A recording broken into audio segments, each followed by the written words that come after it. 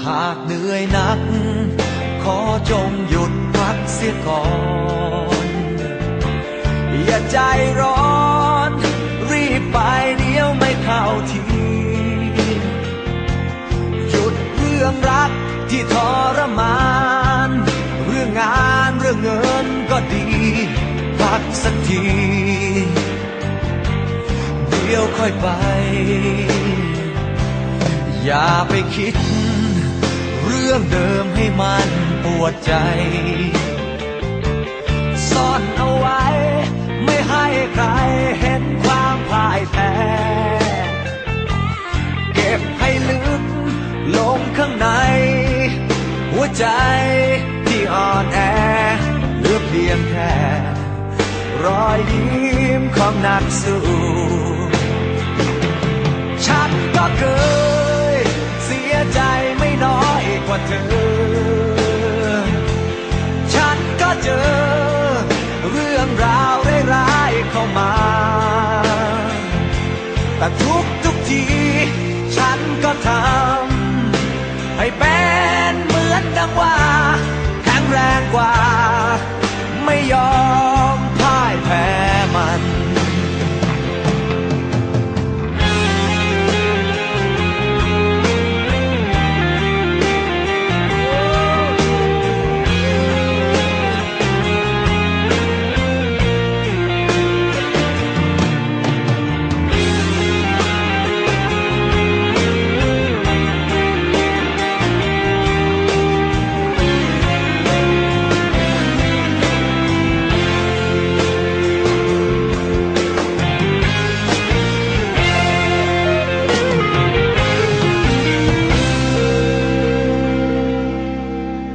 จะถึง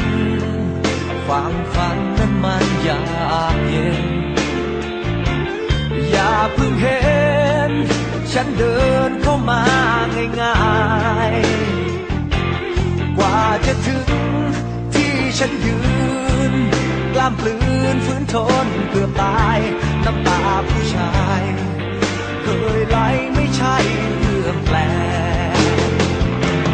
ฉันก็เคยเสียใจไม่น้อยกว่าเธอฉันก็เจอเรื่องราวร้ายๆเข้ามาแต่ทุกทีฉันก็ทำให้เป็นเหมือนดังว่าแข็งแรงกว่าไม่ยอมพ่ายแพ้มันฉันก็เคยเสียใจไม่น้อยกว่าเธอ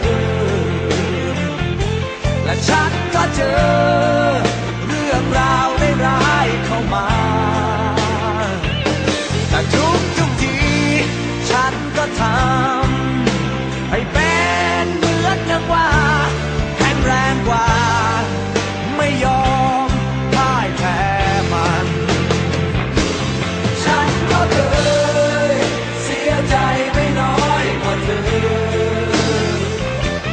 ฉันก็เจอเรื่องราวร้ายๆเข้ามา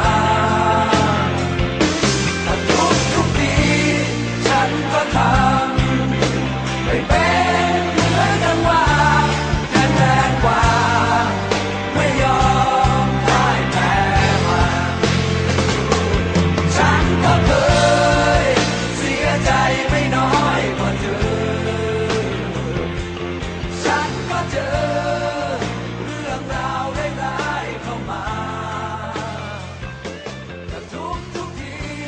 ฉันก็ทำให้เป็นเหมือนดังว่าแข็งแรงกว่าไม่ยอมพ่ายแพ้หากเหนื่อยหนักขอจงหยุดพักเสียก่อนอย่าใจร้อนรีบไปเดี๋ยวไม่เข้าทีหยุดเรื่องรักที่ทรมานเรื่องงานเรื่องเงินก็ดีพักสักทีเดี๋ยวค่อยไปอย่าไปคิด